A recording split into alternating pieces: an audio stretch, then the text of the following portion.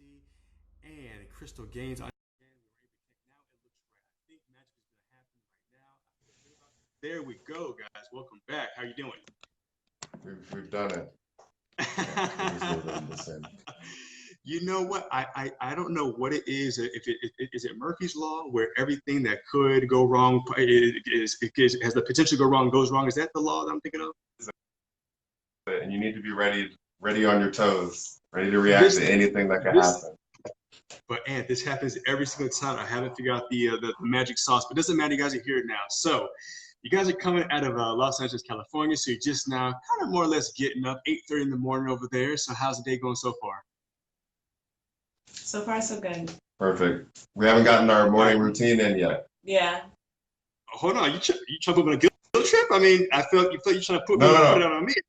I thought you knew about the meditation. It's so crucial that we get our meditation in. Meditation will be on the top of the list after this. Yeah, facts. Right. Well, look. So some of you may have said you could have woken up, maybe an hour early and got the meditation in, but that's okay. I'm just gonna, throw that out there. Yeah. No, you're right. I mean, a little bit. I did some sun salutations. I cheated because I put makeup on and I take that time to do a little meditation because I'm in the mirror and I'm just looking myself in the eye the whole time, and that's my moment to kind of have meditation. So I don't believe you look like an all natural girl. I don't think you have makeup on. Anthony, she actually wearing makeup? I think she looks all natural. Just lipstick. Okay, very cool.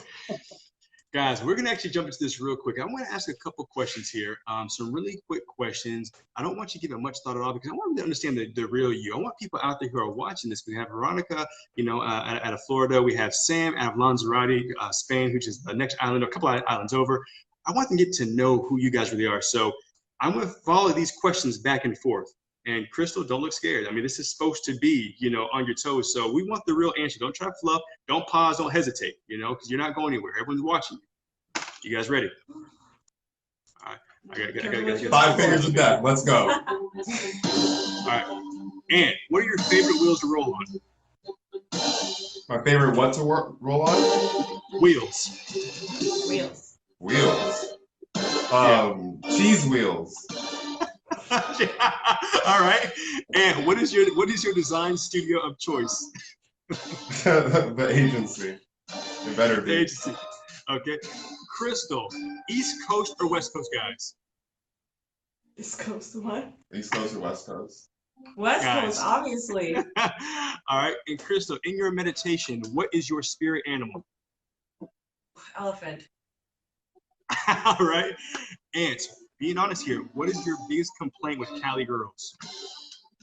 With Cali girls? Way too superficial, except for this one. Smart man. All right. And then, Crystal, what is your biggest complaint with tall guys? Bad thing with tall guys? Yeah. Your biggest complaint. What's that? Yeah, and I don't have one yet. And usually it would be that they're like really, really short girls. They don't want a fellow tall person. Right. Got me a tall one, right? Because we're giants. I like the way she played that safe. That's cool. I can appreciate that style, Crystal. Cool. All right, so now that we have people who know a little bit more about you, let's just jump right into, who you guys are. So first up, just kind of, I don't know if you guys want to do it, separately or kind of like volley back and forth, but just tell us a little bit about what you're working on today and why it excites you. And so I missed the very last part of your question. What we're working on today and why it excites us. So what we're working on is really setting ourselves up to be an awesome production studio. Her and I have been working as freelancers on and off for a whole bunch of different projects for as long as we've known each other. Some of them are photo studios and design agencies and tech companies and this, that, and the third. It was always separately at first. Yeah, extremely separate, but none of them really were fits for us individually. Like I'd come home and be lethargic because I feel zapped of all my creativity from the office job all day. And then she comes home and she feels like her boss isn't acknowledging all of the value that she's implementing. I would be in tears because my creativity was stifled. Right. We needed a solution for that. We needed a way out, and there was no other sign on the road than for us to start creating more brands together and creating content together. Basically, doing it together no matter what that meant, because the one thing that we know is we have each other's back. And if, you know, we're working with the right brands, we have that brand's back too. Power couple. I love it. And then Crystal, what about that exactly excites you? I mean, what gets you going to actually now be creating your own brands? I would say that the fact that it's new to me, so I still have that thing about it being exciting and something new, because even though I've been on paper a creative person or hired to do creative things my whole life, it's never come from me. I'm kind of bringing other people's ideas to life. But now it's something that I'm bringing our ideas to life. It's a partner. I'm not working for or under somebody. I'm working with somebody. So like that's a whole new element that I'm not used to, that I'm getting to, like, I'm getting excited and he's getting excited all over again, because even though this is his wheelhouse, he's getting to watch me and he's pushing me and helping and watching me flourish into more his field and putting our two things together. I like that. I like that.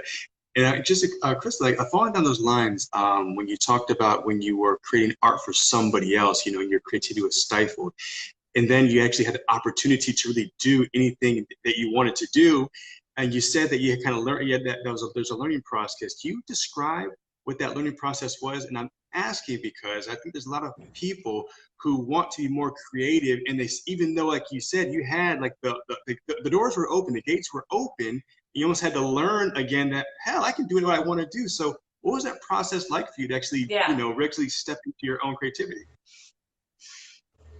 You have that moment where you kind of hit a wall where you're used to having to take someone else's direction.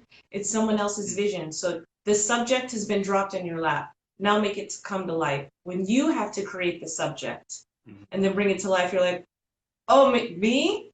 And you have to, getting over that hump takes time. Obviously, not getting frustrated with how long that can take, and not just kind of beat yourself up for, you know, it's been 3 months, how come I don't have an idea? Because you're used to an idea being put in your lap and kind of going with it. Right.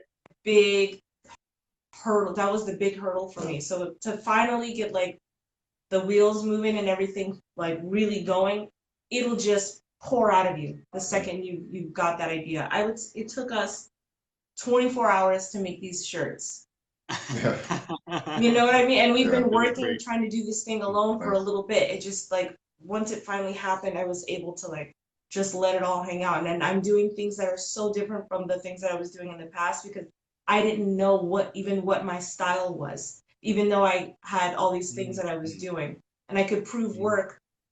If you asked me what my style was 6 months ago, artistically, I wouldn't have been able to answer that question. No, thank you for that. And I'm interested in that process, because although we're talking about, you know, digital art, we're talking about design, we're talking about something a bit more visual, you know, I would actually like to extend that for anyone else who is watching this on the replay, that again, the creative process is not just with artistic things, right? It can be how you approach work. It can be how you approach a relationship. It's how you approach funding for a project, for example. And what I love about what you're sharing, Crystal, is having to break that down and saying you had to actually work at developing that creativity again, to think differently, because you're so used to being almost spoon-fed to you, where you didn't have to think. And so I think sometimes when we say, damn, I'm just not creative, I just think we just start pushing ourselves just to try. It doesn't matter what it is that we do, just try, practice, do something different. That it doesn't matter if it's quality or whatever, think outside that box. And then Anthony, for you, you said you're coming home from work, like you've been highly creative, like 2 decades worth of experience. Like, so even you, did you feel you had to almost re-tap into your creativity again when you started working for yourself? Yeah, definitely. It was actually a job when I took a job at Live Nation. I was a senior user experience designer, and that exposed me to what's the most centric part of the product design process. And that's kind of what we're talking about here. Everything that you make is for the end user. So no matter what it is, you're designing an experience for somebody else to hold, to cherish, to use, so on and so forth. And this job made me learn the actual process of developing a product for a consumer, no matter what that might be. And like you were saying, it could be for creative writing, it could be making graphics, it could be anything that involves you making it, because at the end of the day, somebody else has to use it.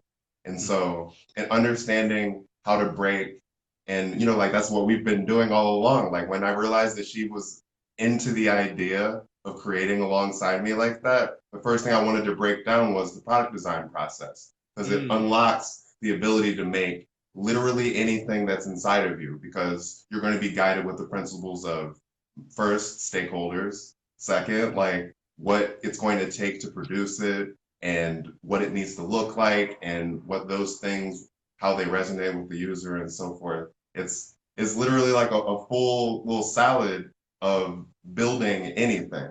And once you learn that process, once you unlock that inside your mind, there really isn't anything that you can't create, even if it's a refinement process, because a part of the product design is getting feedback from the user and refining it until it's perfect, until it's the type of thing that they undoubtedly want. I would say feedback is a big part of what we do. That's major.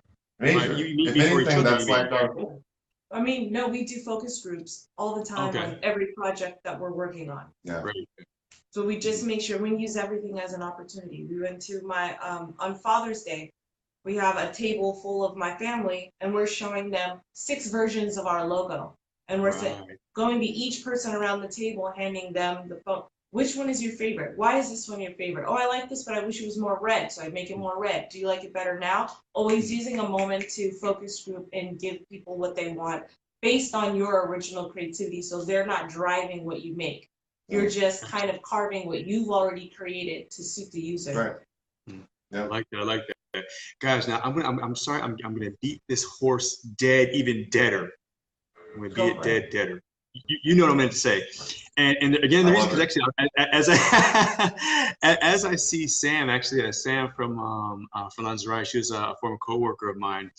She actually made me think of something of when I had to be creative about my management style here in Gran Canaria.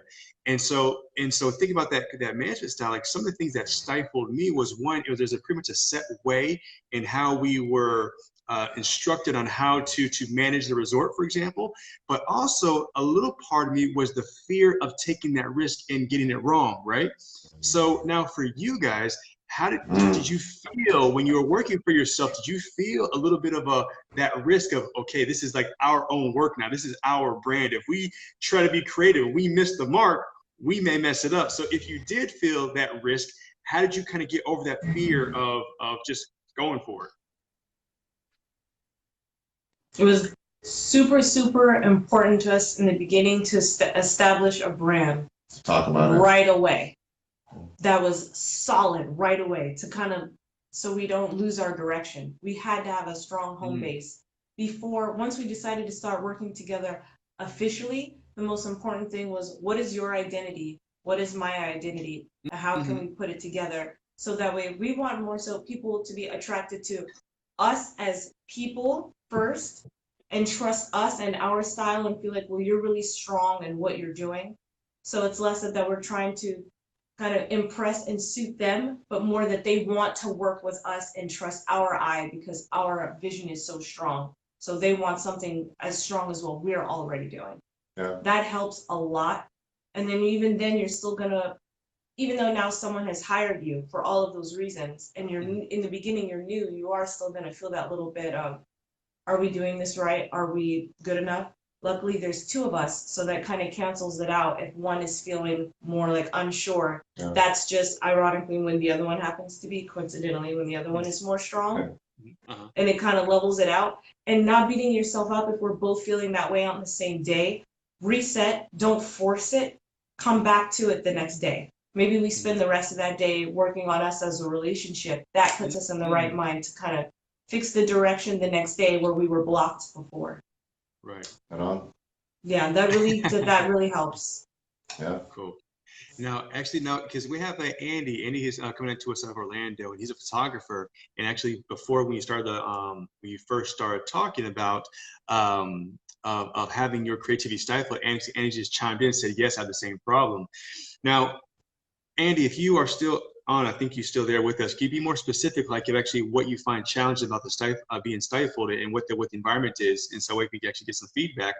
But for you guys now, I've known Ant, and Ant has always been a playful, silly kind of, not taking himself too serious kind of guy, right?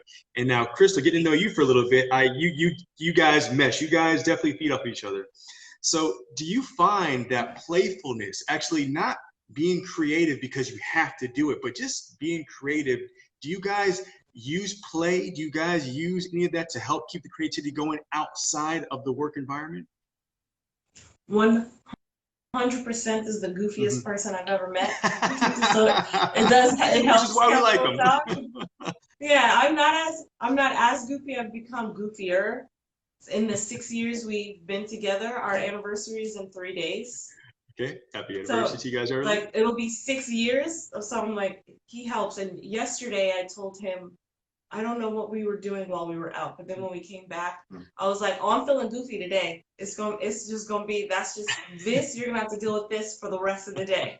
I'm like, okay then. I was like, I'm not playing with you. I can feel it that it's gonna be like this all day. You need those breaks. And we've come to find this new kind of music that we really like, that we play 24/7. The music doesn't go off. It's a live channel. And that helps because it encourages movement and dance, which kind of keeps you light. And even when we're side by side on different keyboards, we're still moving and we're listening to the same music. We always have our headphones on, but we're listening to the same channel. So we're grooving at the same time. And that really helps it stay light. And every now and then he might just get up and bust a move. He'll just moonwalk right on out of the office to go get his water or whatever. I don't know what prompted that, but that helps keep it light and that keeps things going. Right. That's true. We just got to play around everything. You know, when we go on walks, we're taking an inspiration and enjoying that. I think that being light and having a purpose behind what you're doing together, you know, like it keeps us driven. We know what we're doing, and we know that it's a lot easier if you don't get bogged down with thinking it's your responsibility. Of course it's your responsibility. Of course it's your job. But if you can make it more about just existing and enjoyment and fulfillment, right? Then you stop kind of being bogged down by that narrative of it being like something heavy. It's not heavy. It's what you love. You lose yourself and your creativity when you stop playing. And people think just because you're an adult, you pay taxes, that you have to stop playing. We watch anime. We're both really sore and had to give each other shin splint massages because we were skateboarding the night before all night. I'm working on a specific trick that I'm trying to get down, and he's trying to help me get that trick down. And I love it. At 33, I'm not 15 anymore. We're feeling it today. Right. It's important to still skateboard, watch anime, have fun, eat junk food. Sometimes we're relatively healthy, but we make an announcement like, "Oh, we're having ice cream tonight." Right. We proclaimed that it's happening. Yeah. We had a friend over who was skating with us, and we were both introducing her and helping her skate. She's my mom's foreign exchange student from China, who's taken a liking to us. She just enjoys us as a duo and just wanted to come over and hang out. And we went skating, and when he left to get onion rings, she's like, he just leaves to go get onion rings while you're cooking dinner. I'm like, we're having onion rings with dinner tonight. We're feeling wild. We're gonna eat onion rings. That's us, like, taking those little small things and making it seem like it's a bigger, sillier thing than it is really helps. Yeah.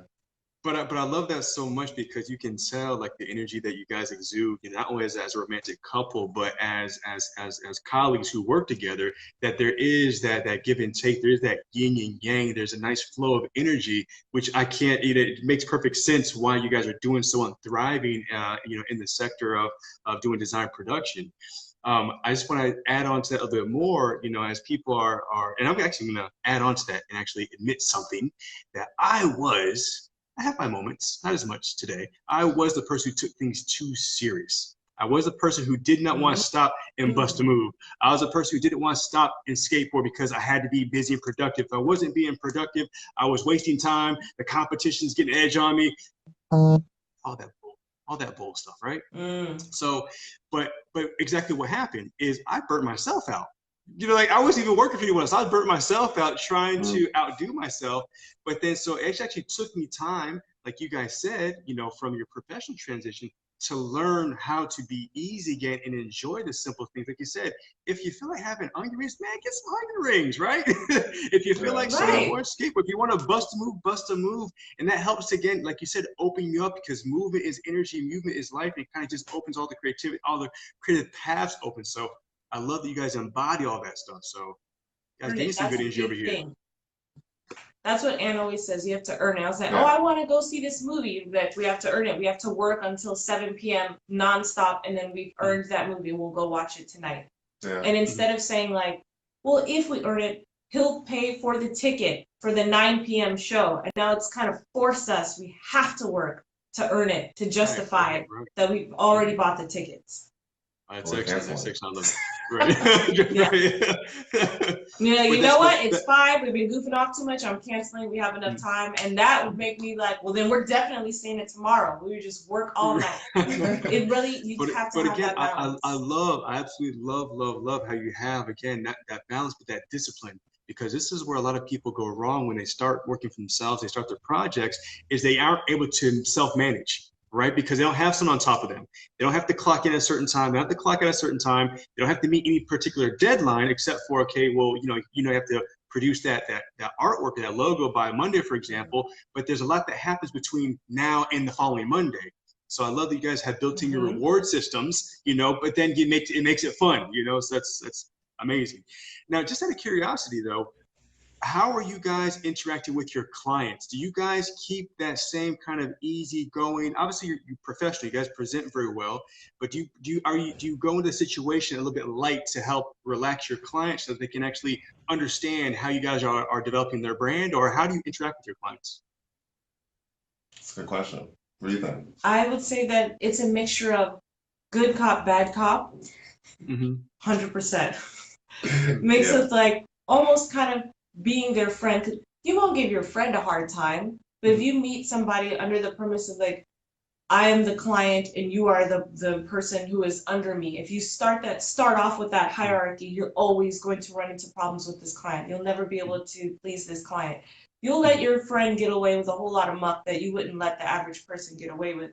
The second they start to feel a friendship with us, it makes the communication less hostile. If they need to tell us something, change something, because now they're talking to a buddy. At the minimum, at least a buddy. We go out to dinner with them. We use these dinners. They're not necessarily an interview, but it's a consultation is being slid into, because you don't want it to be too casual. So you want to keep it friendly, but you also want to make it a consultation. And then if you feel like now that they felt a friendship, it can kind of lean towards them feeling like they can maybe talk to you a little crazy sometimes, or take advantage, because maybe that's what they do with their friendships. That's when you kind of bring in that this is a working relationship. And one of us is really good about being a little stricter than the other and not being too friendly, to make sure that things stay on a professional level. Just one step more professional, Brian. That's his thing. Always be one step more professional in that happy environment. And I always bring my notebook. So I'm always writing things down. Certain things that they say might help me improve the project. So he can plant Easter eggs that makes the client happy. Oh, you were listening. Right. No, it's excellent, because I can imagine, if I were to meet with you guys, as opposed to other designers before, whether it's designers for websites or designers for logos, sometimes there's a bit of an arrogance that comes from designers, because we don't talk your language. We don't understand that if I just want to change that color, that means undoing all these layers, and you in your mind are gonna put that smile and say, yeah, okay, I'm just gonna change the color because it's that easy. But so if I were to work with someone like you, I would definitely feel that comfortness, that I would be more relaxed. And by me being more relaxed, I'd be less defensive as a client, and I'd let you guys have more creative influence over whatever it is that I'm doing. So I love that. It seems like, from the way you guys are personally, from the way you guys work together, and then how you transmit that to your customers, your clients there, that it still allows you to be creative. Because if you were a bit arrogant, that in the past, it made me defensive. It made me want to be very specific on what I wanted. Word for it.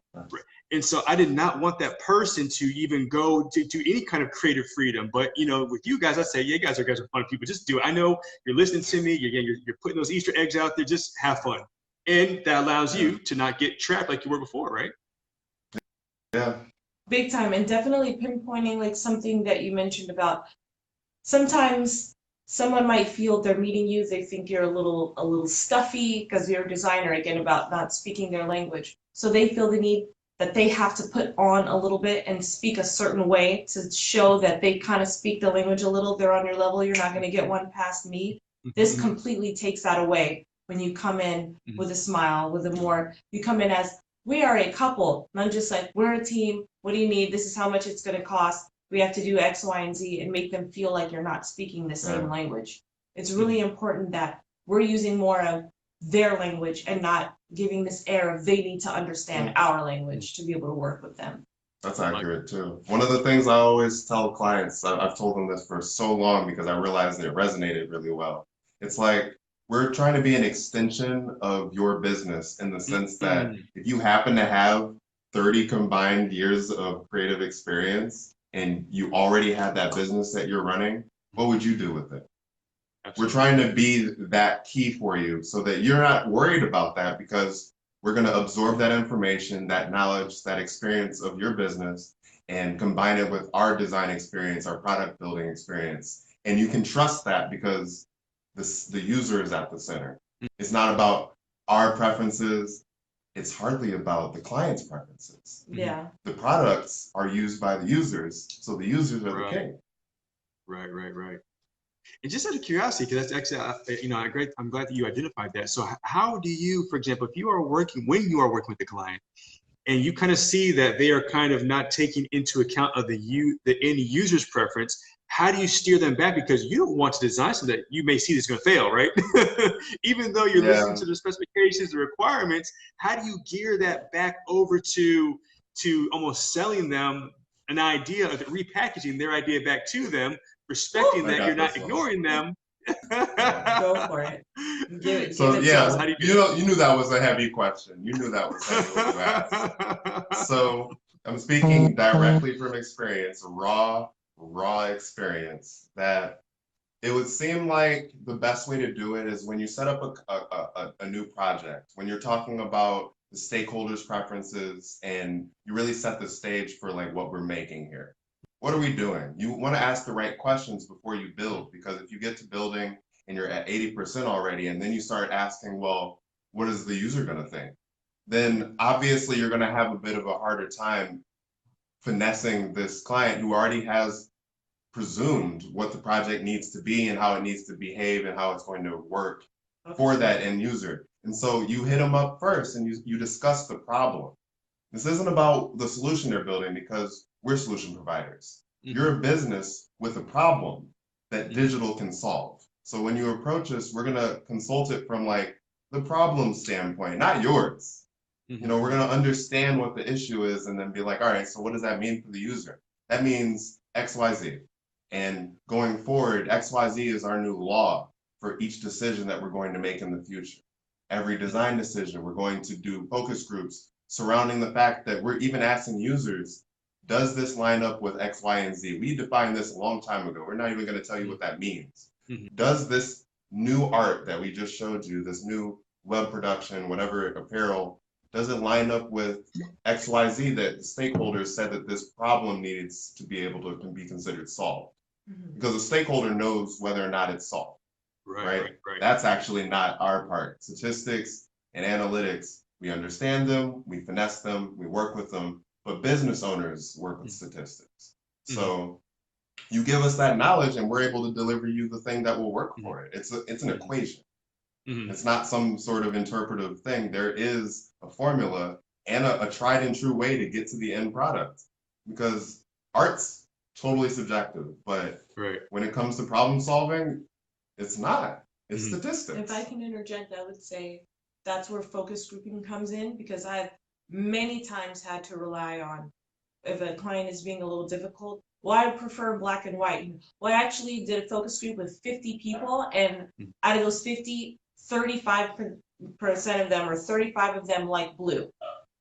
So I'm not saying you have to go with blue. I'm just letting you know, bear in mind, since you're looking to turn a profit and you're not creating something for yourself, you're creating for a demographic. I focus group this demographic and they like the blue. So that having that hard fact really, really helps. And then sometimes they can, well, then what about outside of that demographic? That's when I take any time, even like I mentioned, even just a brunch with my family who's outside of the demographic, focus grouping with them as well. I always have that backup of information, not to be combative, but just to show them that I'm not making this decision out of the air, and I'm not doing it solely based on because I think I'm the most creative person in the room. I'm using focus grouping to make sure that we come to a product that we are all proud of. Right. And to be fair, like having said that, I would not feel like you guys were being competitive at all. Like me putting my trust into you as an extension of my business, I would want you guys to challenge what I'm saying. If you see me steering off, I would feel more comfortable and actually trust you guys more than just saying, okay, yes, yes, yes, yes, yes. And like you say, we get to 80, 90% of completion, and then we figure that we're off target. Of course, I'm not going to want to take the blame for it. I want to blame the designers, right? You guys messed up. You guys are the experts. Yeah. So I love that you can actually come in there with your combined knowledge and with your confidence say, hey, so look, I'm going to, we're going to explain the formula. We're going to explain how this works. There's a science behind it. We ran the focus groups. Here's what we have. This is our recommendation. You can choose to still take option B for whatever reason, but we're not backing that option. Right. But again, that actually gives me more of the trust in you guys and your abilities. So that's great. You guys have developed that relationship. It lets them know, like, it helps them feel that they're not dealing with a know-it-all. I'm humble enough to take the opinion of all of these other people and incorporate it into my design instead of just having tunnel vision and blocking outside influence out, because then that only serves me. So it lets them know that, all right, I'm not dealing with a know-it-all that's just doing everything the way that they want to do it. They are open to outside opinion. Yeah. Very good. Now, guys, before we go into, because I want you guys to be able to leave some either tips and some steps to how people can tap into their creativity. But before we do that, just remind us about some of the a project or something you're working on right now that you want to just let us know about, that people can follow, that people should look out for. Yeah. What are you guys working on? Because I know it's something. It's just not making your clients great, but let us know about something you're working on. I think the coolest new experiment that we're doing right now, and it's definitely experiment because we have a goal, and we're aiming towards creating an inspiration awards show. Throughout my entire design career, there's always been really cool branding and web design galleries that exist that you can go and just awe at award-winning websites, and it's just link after link after link after link. And through all of the different jobs that I've held, before I start a project, I understand what I'm about to do, and then I jump onto these inspiration galleries and absorb anything that I can from them. Styles, font choices, color palettes, you name it. And I'm trying to be inspired because I need to be able to implement that into the new project and not have it be stolen, but creative and new and sparkly. Mm-hmm. So I would say you just use a little bit of that kind of concept, and we turned it into a live stream show. We took that whole concept and we wanted to make it more of like a visual podcast of us browsing those inspiration galleries, looking for whatever creative topic it is that we're working on for the day, and then basically highlighting things that we think are awesome. And it's becoming an awards type of thing, although we don't have any awards to really give out yet. I think it's more of the merit of you gave us creativity today. Correct. It's more so props. So let's say that you had a project for us and we want to get inspiration for that project. We're going to different websites, we're looking at every facet of art, and we see something that we like. We really like this person's style. We'll go through the whole profile, making sure to big up people, leaving comments. I love what you're doing here. This was totally inspiring to me. It's on our stream, so other people are getting to see it. They can look at their profile. Then they get to open their profile one day and say, oh, these other artists were appreciating what I did. Now I can go on and see how I inspired them. All while we play that music that inspires us and gets our juices flowing, that live stream. We broadcast it to the people who are watching. So they're in the groove with us, they're watching with us, and it's a mood stream. So that's what we're calling it, a mood stream, because we're getting in the mood and getting our mind right for the project we're about to work on. I love that so much, because actually, let me just say one thing, Ant, like you say there's no prizes yet. Like if I were, an artist, a designer, and someone just randomly came and like gave me, bigged my head up and they gave me accolades, that would be prize enough, because I'm sure people don't get that enough. You know, we're so quick to kind of say next, and get on with it. So I think it's amazing. You guys are touching that person, recognizing them, what they're doing, and they're going to pass on to someone else. And so to me, that's more than enough. And, you know, if you decide to, I'm sorry, when it grows, if you decide to, you know, give something of material, you know, material prize, fine. But that's amazing. I love that. And so are you guys doing that at a regular time, day, or how can people be part of that? Yeah. So about that, we've been working on our schedule. This is where we've been building the business, the mission, the actual services that we're providing, and it's creating a little bit of a difficulty in establishing the amount of time that we can offer towards a live stream, because we're actually building business right now and behind the scenes. Right. So the other side of that show is it's our work parties. So we have a mood stream and we have work parties. Work parties is where we behind the scene whatever it is that we're building publicly while we're doing it. You get a chance to see the gritty process, Control Z and everything of building whatever it is that we're making. It could be a logo. It was a banner for a sports team last week. Yeah. It could be a website. It could be animation, cartoons, whatever it is that we're doing.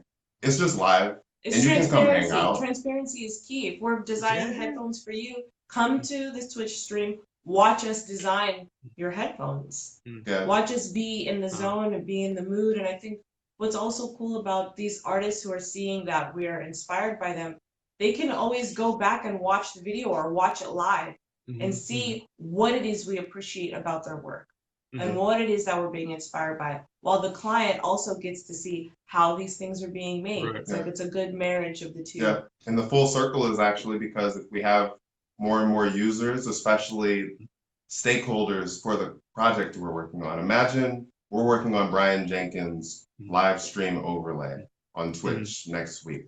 And you're going to be there because you're going to enjoy watching and giving feedback. You're the client, you're the main stakeholder. But what about your fans? What about the people that are watching right now? What if they were there watching as well, helping guide the experience that they want to see on your brand? Because that's the user research feedback loop that's so elusive and difficult for people to peg down. And we're trying to make it available during the live creation experience so that there's really no denying what the information is. The rule is you get 5 people, you can get very, very important information out of that user research. It doesn't take 1 million people to get actual statistics based on input. It takes 5. Very true. So it's sort of kind of sounded exactly like we're going to come back in maybe a month or so. We're actually going to do this whole live Brian Jenkins overlay thing live and see what's working and see how this all comes out, because that's like a really cool, awesome project. I love, again, the intention behind that. I love the energy behind that. I love how, again, putting one thing in motion, people don't realize how far those ripples go. Do you know what I mean? Like, you may not see and understand how you impact others, but that seems like a little stone can cause really big ripples. So rock on. Yeah. Guys. I'm always thinking about these kind of things. Even now, as you're talking, I'm imagining, what if you had a bar at the bottom of your screen that said who you were talking to and what they do, and when's the next episode of your show that they can catch? That came in at the bottom every now and then, like Sports Center. Right. Live stream is TV after all. Okay, so see, I think this is okay. Crystal Gaines, you can't just give me ideas like this because I'm not gonna let you go. Like, so I'm gonna become like your worst like customer client. I'm gonna stalk you now, and I'm gonna say, so how can we make that happen? Because I love to have fly-ins, and he's gonna grab it. I got you. Yeah. I am the C of agency, so I got this. So guys, tell us, leave us with some tips and ideas of how can people tap into their creativity, make the most of the creativity, and just really, I don't know, just pull it out of them and leverage their creativity. That daily flow, first and foremost. Early bird gets the worm, so you can't wake up late and then expect great growth from yourself. The late hours are for owls that already have a project that they're working on, but those morning hours are when nobody else is competing with you, your mind is clear. You need to use that clarity and that lack of being bogged down from the day's stresses and things that aren't even important to you getting in the way, and just spark your creativity in your own special way. Like, for example, we use this whiteboard every morning. once we're done with this interview, we're about to do our daily doodle. The daily doodle is very important, and it's really helped jog creativity. It's 15 minutes on the timer. We doodle something on that. We split the board in half. We each doodle something for 15 minutes. We have a subject. Last time it was like a movie poster. Yeah. Create a movie poster from scratch in 15 minutes. Mm-hmm. And just the things that come out. I've only just started drawing 2 years ago. So now when I look at the whiteboard and the things that I'm drawing today, it was unfathomable to me before. So let's say maybe you're a writer, maybe you're a painter, maybe you're a musician. Yeah. Take 15 minutes in the morning to do anything creative, even if it's cooking. And I feel like that'll help kind of transition you into the rest of the day. Absolutely. You're not going to just do something creative for 15 minutes and then go back to bed. You're going to kind of keep it going. Right. Don't get lost in it, right? Yeah. Don't spend 2 hours, because that 2 hours, it will drain you. Like, creativity's finite. Right. But I think that just getting it sparking, it's just flicking the lighter once. Just, there it is. Now I'm feeling a little bit more able to implement. And I would say also study art. Studying art and being inspired by art and music is key. Yeah. Because you might stumble upon an art style that you've never seen before, and now it unlocks a totally new style within you that you didn't know you had. Yeah. I didn't know that I have more of a cartoonist style. What kind of style art do I have? I'm not an artist, so who knows? Right. Now I'm finding my way through a style that I like, that I saw during a mood stream, and I got inspired by it. Yeah. Awesome stuff. Well, guys, we're going to wrap up. Thank you so much for getting up and sacrificing your morning flow routine to give us all of your energy all the way from Los Angeles, California. We appreciate it. It's been an absolute pleasure. So everyone else there who is still watching, so Sam, thanks for coming from Lanzarote.